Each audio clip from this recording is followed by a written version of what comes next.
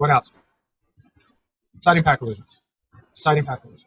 All right, the seatbelts will not help you with the side impact collision. Also, everything in the car needs to be seatbelt. Everything in the car. Everything, when I'm talking about everything in the car, I'm talking about living. What happened to the bodyguard in Princess Diana's case? He was the only one who was wearing a seatbelt. He almost got himself killed because Princess Diana was not wearing a seatbelt. So what happened? She ended up going forward, hit the back of the front seat. Back of the front seat broke. He launched forward, smashed his head against the face against the dashboard. That's what happened. My brother happens to be a businessman. His understanding of physics is very little. So he lives in Connecticut. When he was from time to time, he comes to Chicago visiting me. I still remember 10 years ago, he wanted to sit in the back. And then I said, why? Because he didn't want to wear a seatbelt. I said, under the circumstances, you have to go get yourself a cab because I'm not going to allow you right in this car. So he got kind of offended by it. He said, don't worry about it. I said, no one worries about you. I'm worried about my safety because in the worst case scenario, he's going to launch forward. He can break my neck. At the time, I had a dog, a beagle, and that's an overstatement because beagles are more like stuffed animals.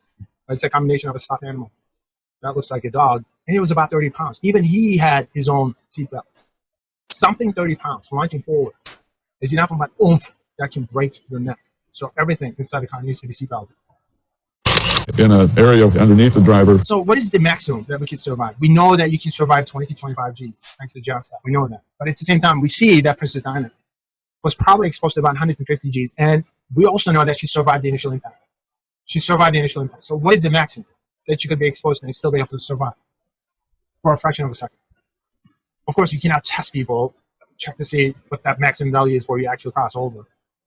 But you can actually, by putting black boxes in these race cars, and that's what they decided to do, to check if somebody survives, they wanted to know what that survival value was. And here's what they discovered. This happened in 1996. So that what's read by the box is what the driver experiences. Here's how it works. At the moment of the crash, the box records the direction of the impact force, and most importantly, the deceleration, or just how hard the car. So the black box measures the acceleration at that instant.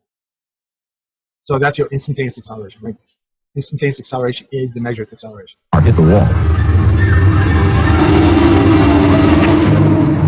Researchers estimate that when Fittipaldi crashed, he felt nearly 100 Gs. That means for a fraction of a second, Fittipaldi had the weight of a dump truck pressing on his body. All right, now that's not an estimate, that's a reading from a black box. It was a little over 100 Gs. What happened to him? He did survive. He fractured his neck in 2 different places, and he recovered quite quickly, actually. So it was discovered that it was actually easy to survive up to 100 Gs under extreme constraints for a fraction of a second. Extreme constraints. Let me put the emphasis on the extreme constraints. For a fraction of a second, 100 Gs. The latest figure is 140 Gs. How do we know that? Somebody gets into an accident. In modern cars come with computers. Computers have something called black box data, which means that the acceleration is recorded during these accidents. In case of an accident, they will know if you were braking, whether or not you were paying attention, you were accelerating. That information is recorded. If there is a fatality, they will pull that information out of the car and make sure that you were on the clear. You were in the clear. Beneath the driver. And they noticed that in the worst case scenario, up to 140 Gs, it's survivable under extreme. So that what's read by the box. So that's the latest number. So from John's stat, we know you can survive up to a few seconds. The range is 20 to 25 Gs. For a fraction of a second, under extreme constraints, the latest figure is 140. We don't know if you can survive on 150. If there's data, that information gets updated. We don't know if you can survive up to 200 Gs. If there's data, that information is going to get updated. I usually get the updated information from my favorite source, which is otherwise known as Wikipedia. I used to get this sort of stuff from impact physicists, but they usually update this stuff on Wikipedia, so that's what I do. Racing world is in given the fact that you can survive up to 140 Gs, how do you explain the following? shock, and they are mourning the death of Dale Earnhardt Sr. at the age of 49. The accident that claimed his life yesterday occurred, as you said, on the final lap of the Daytona 500, the biggest race in stock car racing. Earnhardt, in his legendary number 3 black Chevy, was packed in a crowd, and he was suddenly clipped by another car, apparently lost control and hit a retaining wall at close to 200 miles an hour. This, you see now, is the view from a camera inside of Earnhardt's car at the time of that accident. He was taken afterward to a local hospital. The doctor said that he had no vital signs. He probably died instantly in that crash. Does anybody know how he died? All right, so there are a bunch of numbers here. I recorded this on the day after he died. Racing world is in shock. The doctor They claimed that he was going over 100 miles per hour. Earnhardt's car at the time of that accident. Actual number is more like 158 miles per hour. And when I saw the accident, crowd, and he was suddenly clipped by another car, apparently lost control and hit a legendary number 3 in stock Daytona 500. The accident that claimed his life yesterday occurred, as you said, on the final lap of the Daytona. it didn't seem that bad.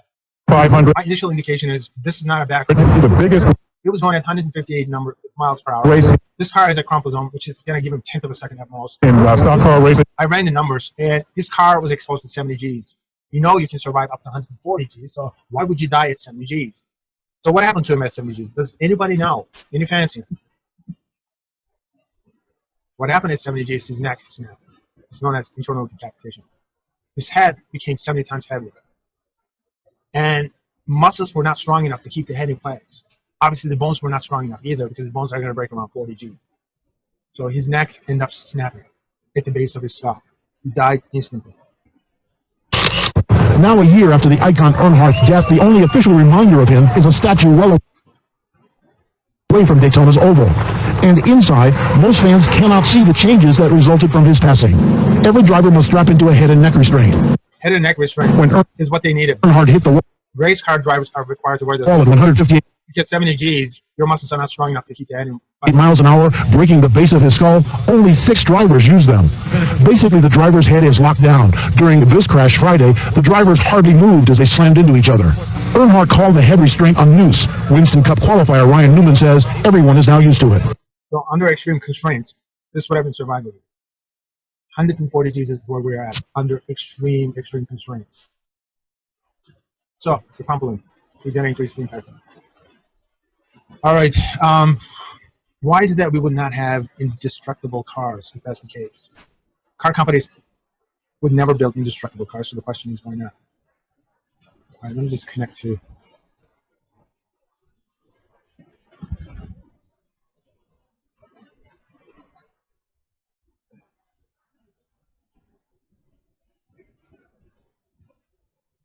All right, so the car companies would never build indestructible cars.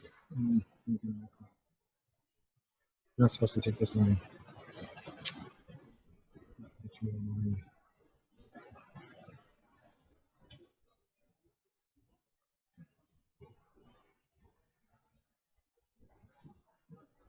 All right, so moving forward, we'll get back to the same question shortly. All right, so how many Gs are survivable for a fraction of a second? Based upon the results that came from the race car crashes, it's 100 to 140 Gs. Question number 12. What's the purpose of having crumple zones in the cars? What does the crumple zone do for us? It gives you an increased impact time. What happens when you increase the impact time? It reduces the acceleration. So the purpose of the increased impact time is to reduce the acceleration. So question number 13. What would happen to acceleration if the cars were made indestructible? What would happen to the acceleration if the cars were made indestructible?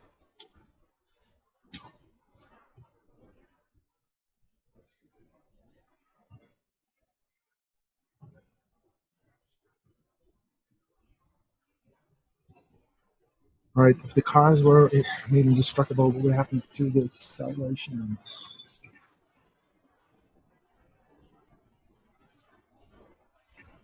All right, I'm dumping this maybe.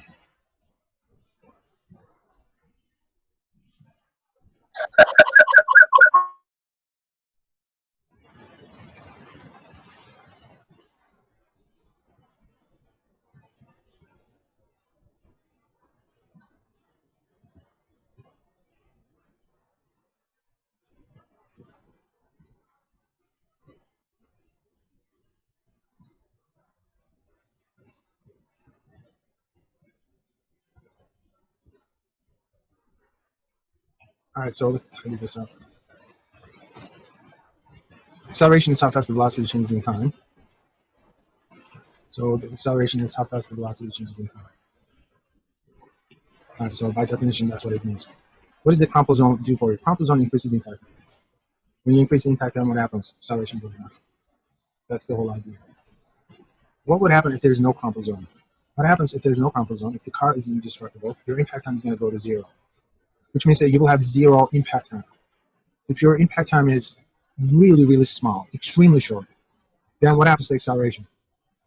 Guys, any number divided by 0, what do you get? Okay, you don't get nothing, you get something. What do you get? Your subsequent source in the wrong thing. 1 divided by 0, what do you get? 2 divided by 0, what do you get? Okay, you wouldn't get 0, what would you get? Any number divided by 0?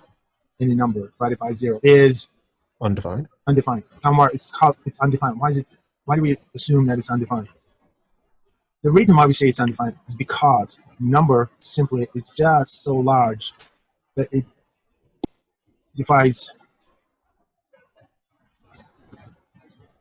defining.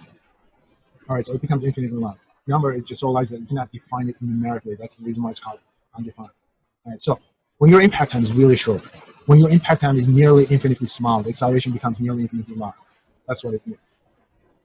So, smaller the impact time is, the larger the acceleration is.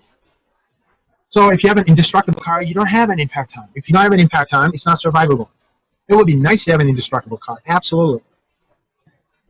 Especially if you're in the habit of loaning your car out to your friends and family members. In the worst case scenario, you know the car is getting fun, right?